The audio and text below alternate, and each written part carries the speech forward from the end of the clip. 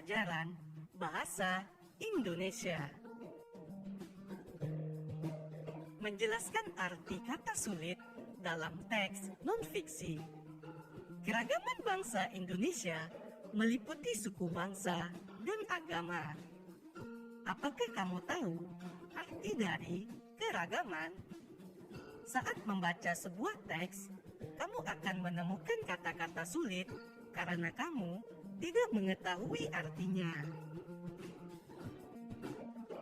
Untuk mengerti arti sebuah kata, sebaiknya kamu mencari arti kata tersebut dalam Kamus Besar Bahasa Indonesia atau KBBI. Berikutnya, lakukanlah hal-hal berikut. Yang pertama, siapkan Kamus Besar Bahasa Indonesia. Kedua, tentukan kata dasar dari kata yang akan dicari maknanya. Misalnya, kata dasar keragaman adalah ragam. Jadi, kamu mencari pada kolom huruf R dalam kamus. Yang ketiga, kemudian carilah kata keragaman pada bentuk-bentuk turunan dari kata ragam. Keempat, sekarang kamu telah mengetahui arti kata keragaman tersebut, yaitu keragaman artinya kerukunan. Selain menggunakan kamus, kita juga dapat mencari arti sebuah kata menggunakan KBBI online. Ayo simaklah teks berikut. Suku bangsa di Indonesia. Bangsa Indonesia terkenal dengan semboyan Bhinneka Tunggal Ika. Semboyan ini tertulis pada lambang negara Garuda Pancasila. Semboyan Bhinneka Tunggal Ika bukan hanya sebuah slogan. Bhinneka Tunggal Ika memiliki arti meskipun berbeda-beda, tetapi tetap satu. Perbedaan tersebut terlihat dari beragamnya suku bangsa, bahasa, agama, adat, dan budaya. Meskipun memiliki perbedaan, penduduk Indonesia tetap dapat hidup berdampingan dengan rukun. Pada teks tersebut, kita bisa menemukan kata-kata sulit. Kita bisa menemukan arti kata-kata sulit di dalam kamus. Kita bisa menuliskannya dalam bentuk tabel seperti berikut ini. Yang pertama, suku bangsa. Artinya, kesatuan sosial yang dapat dibedakan dari kesatuan sosial lain berdasarkan kesadaran akan identitas, perbedaan kebudayaan, khususnya bahasa. Kata sulit yang berikutnya, semboyan. Artinya, perkataan atau kalimat pendek yang dipakai sebagai dasar tuntunan. Contoh kata sulit berikutnya yaitu slogan. Artinya, perkataan atau kalimat pendek yang menarik atau mencolok dan mudah diingat untuk memberitahukan atau mengiklankan sesuatu. Menemukan informasi dalam teks. Salah satu cara menggali informasi dapat diperoleh melalui membaca. Dengan membaca, kamu dapat memperkaya pengetahuanmu. Dengan menemukan informasi penting dari sebuah teks, kamu sebaiknya memperhatikan hal-hal berikut ini. Yang pertama, membaca judul teks. Kedua, membaca keseluruhan isi teks. Yang ketiga, mencatat hal-hal penting yang belum pernah kamu tahu. Ayo perhatikan contoh di bawah ini. Kita bisa menuliskan informasi yang sudah diketahui tentang suku bangsa di Indonesia seperti berikut ini. Pada kolom pertama, yaitu informasi yang sudah diketahui tentang suku bangsa di Indonesia. Misalnya, Indonesia memiliki keanekaragaman suku. Indonesia memiliki semboyan Bhinneka Tunggal Ika. Kemudian, setiap suku bangsa memiliki ciri khas masing-masing. Jadi, untuk kolom yang kedua ini, kita akan mengisinya setelah kita membaca teks.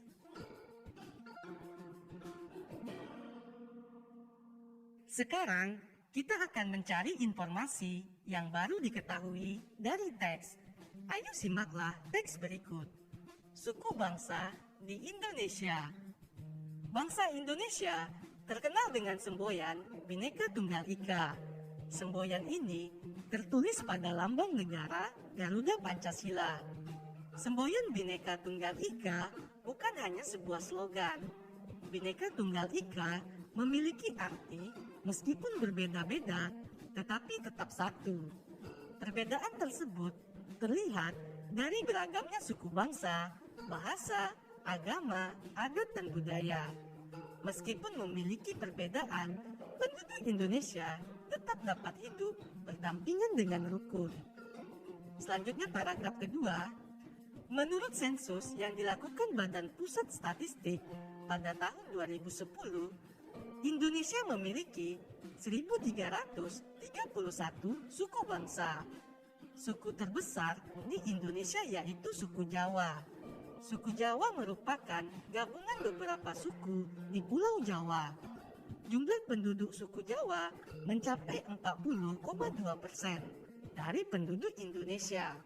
Sementara itu, suku Nias memiliki jumlah penduduk paling sedikit, yakni hanya 0,44% dari penduduk Indonesia. Suku-suku lain seperti suku Papua memiliki persentase sekitar 1,14% dan suku Tionghoa sekitar 1,2% dari jumlah penduduk Indonesia. Setelah membaca, kita dapat menemukan informasi baru. Selanjutnya, kita bisa menuliskan informasi yang baru kita ketahui seperti berikut. Jadi, kita menuliskan informasi yang kita ketahui setelah membaca teks pada kolom kedua. Kalau pada kolom pertama tadi, informasi yang sudah kita ketahui sebelum membaca teks.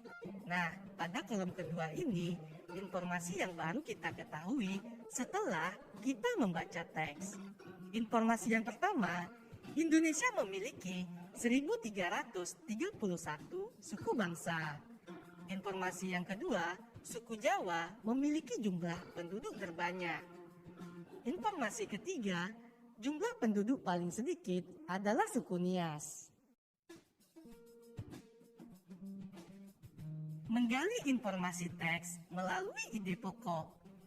Suatu teks mengandung beberapa informasi penting yang ingin disampaikan penulis kepada pembacanya. Untuk mendapatkan informasi tersebut, kita perlu memahami isi teks dengan baik. Salah satu cara untuk memahami isi teks adalah dengan menentukan ide atau gagasan pokok setiap paragraf pada teks tersebut. Ide pokok adalah gagasan yang menjadi pokok dalam pengembangan paragraf. Ayo perhatikan paragraf berikut. Salah satu kekayaan budaya yang dimiliki Indonesia adalah keragaman wastra atau kain Nusantara.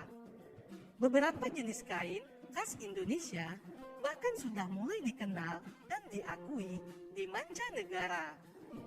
Batik merupakan salah satu contoh wastra yang keberadaannya sudah mendunia. Banyak turis mancanegara yang sudah mengenal dan menggunakan batik dalam kesehariannya. Berdasarkan paragraf tersebut, ide pokok atau gagasan pokok paragraf di atas adalah batik merupakan salah satu keragaman wastra atau kain Nusantara. Menyajikan informasi teks dalam bentuk peta pikiran. Kamu juga dapat menyajikan informasi teks dalam bentuk peta pikiran. Peta pikiran merupakan cara mencatat yang disajikan dalam bentuk bagan.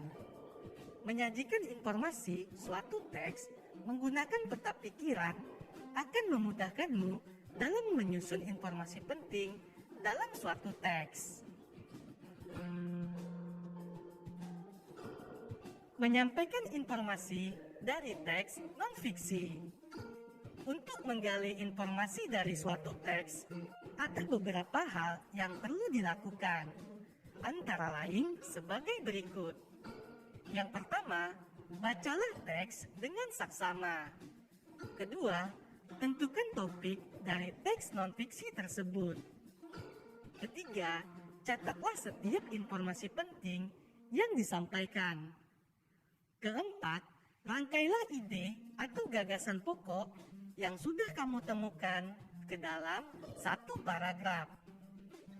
Saat menyampaikan informasi, sampaikanlah dengan suara lantang dan percaya diri.